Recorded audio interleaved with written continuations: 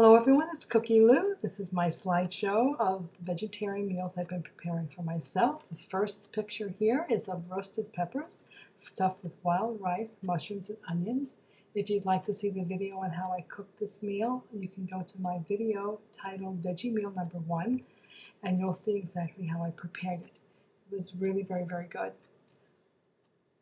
Second meal coming up is roasted red potatoes tossed in veggie broth, seasoned with herbs and baked in a 350-degree oven for about an hour.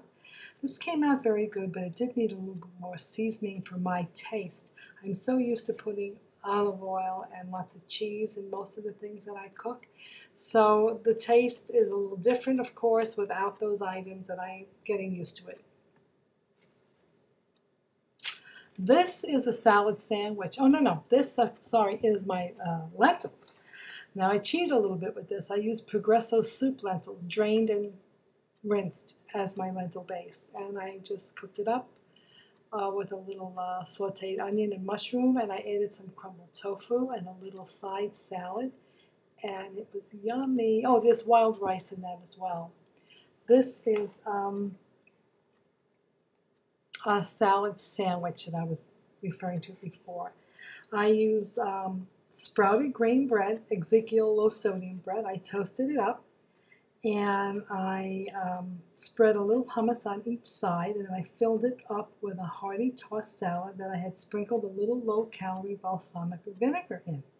Balsamic vinegar is one of my favorites, but you could also use a smashed avocado with lemon juice as a salad dressing. For my salad, I combined a mix of spring greens, some spinach, tomato, and a little chopped egg. Filled up with toasted bread, and please make sure that when you're using Ezekiel bread or any kind of high oat bread, to just give it a light toast, because it's a very firm, hearty bread, and it'll toast up kind of hard, so just give it a light toasting. Put some added salad on this plate, enjoyed it with a little carrot and vegetable juice. I sipped on it just a little bit just to kind of get the toast down, but most of my juice was saved for 30 minutes after I finished this meal. The next meal coming up is the lasagna that I had taken the recipe out of the Engine 2 Diet Cookbook. I cooked it pretty much like I was supposed to according to the recipe, but I took out some of the vegetables and added, like the corn and the broccoli, and I added in zucchini and eggplant because I had those and wanted to use them. Cook the vegetables for about 7 minutes, let them cool, put them in a bowl, crumble some tofu into it, and then you make layers just like you would any lasagna. I use whole wheat lasagna strips for my noodles. I topped those noodles off with mashed sweet potato.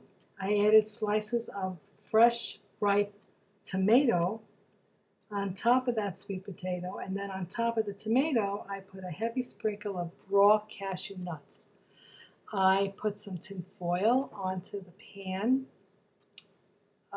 casserole pan, and I put some toothpicks under the foil to keep it up off the topping so it wouldn't stick.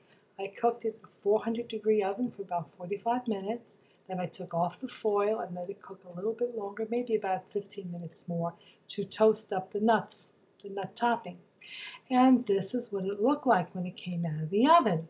It smelled delicious, it looked delicious, and it tasted very good. It bubbled over a little bit, but that's what lasagna is supposed to do. I highly recommend this vegetarian meal. It was really very good, and it was very filling. I didn't find myself needing to eat anything else after I finished this. I portioned a reasonable amount in my dish. I put a little side salad on top of that, and it was very good.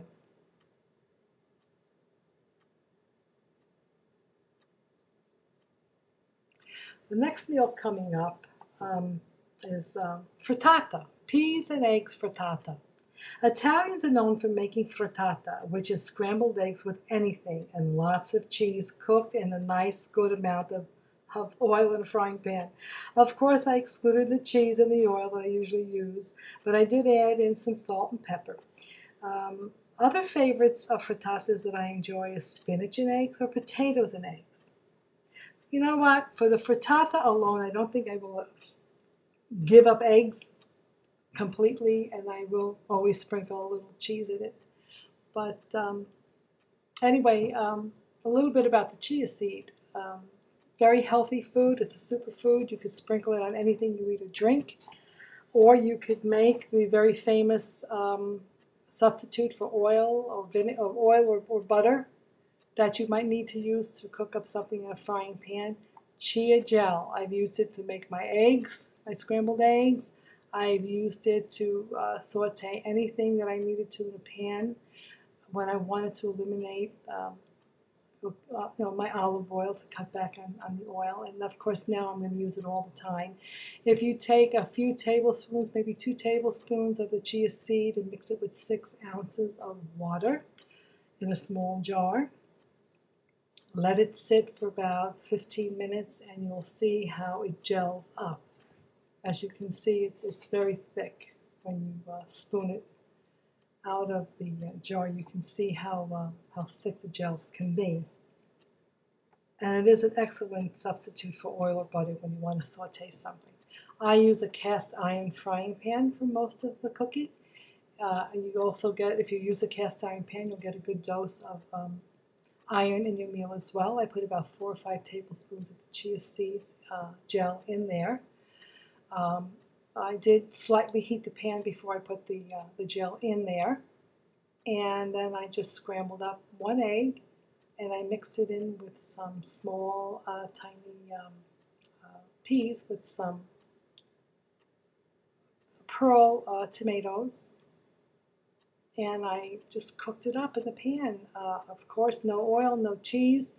It did make a difference in the taste that I'm accustomed with this dish. I probably in the future would maybe add just half a teaspoon of cheese to it because it would really pop up the flavor.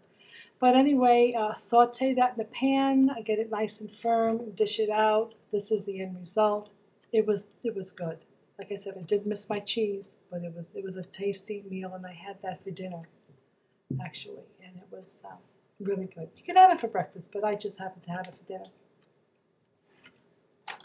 Now the next thing I like to talk about is any vegetable or bean that you buy in the store in a can. Please get low sodium or no sodium and add your own salt to it, because whatever you sprinkle on this canned item would be a lot less than the manufacturer food company will put in there. And it's always good to reduce your sodium as much as you can, because we're oversalted in everything that we eat and drink in America today.